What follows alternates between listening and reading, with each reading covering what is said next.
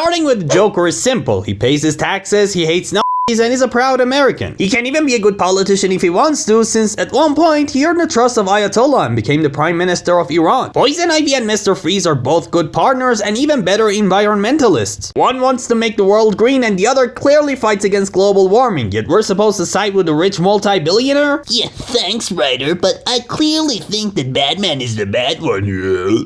Reverse Flash is incredibly narcissistic and selfish to the point where he'd do anything to achieve his goals, including kidnapping kids. But it doesn't mean that he doesn't have a softer side, since he genuinely cared for Cisco and Caitlin when he was disguised as Harrison Wills, and even admitted that Cisco's like the son he never had, but of course we don't get to see that side of him more often because of the person he is. Up next is Cheetah, who basically just wanted to live a normal life, but the curse turned her into a mad hunter. It's mostly our point of view that makes her look evil rather than her actions, cause let's be honest, she never wanted to hurt anyone aside from Wonder Woman. Then there's Bane and Penguin, who both shown that in a world where Batman doesn't exist, they can become good guys. Bane saved a kid's life who was in danger, and Penguin acted as a savior in the absence of Batman. And there are so many other Gotham villains who are straight up broken, which makes this line from Injustice Batman even more impactful.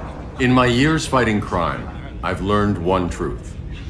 That every villain is the hero of his own story. Same can go for Lex Luthor, who in many iterations even acted as the true hero that people needed. Even in video game format, in both Injustice and Kill the Justice League, when Superman goes evil, he's the one who steps up to fight against tyranny and even sacrifices his life on both occasions. Then there's Darkseid, who's depicted as evil incarnate, but back in his earlier appearances, he used to have more human traits. He was in love with his first wife, which her death drove him over the edge. He also seems to respect his rebellious son, which is not as honorable as you might think, but it's still a step forward for a heartless bastard like him. And lastly, Sinestro Corps in general. Most people think that wielding a yellow ring requires you to be some sort of a murderous psychopath, when in reality that's just not true. Because even Batman was once chosen by a yellow ring. And Sinestro himself is usually right in a lot of his decision makings, but he just goes way too far with his planning. Like when the dude was out of the picture and Saronic got to be in charge of the yellows, it just showed how noble their intent can be. Do you think I missed any villains? Let me know in the comments below, like and subscribe to all the good stuff, and I'll see you in the next one.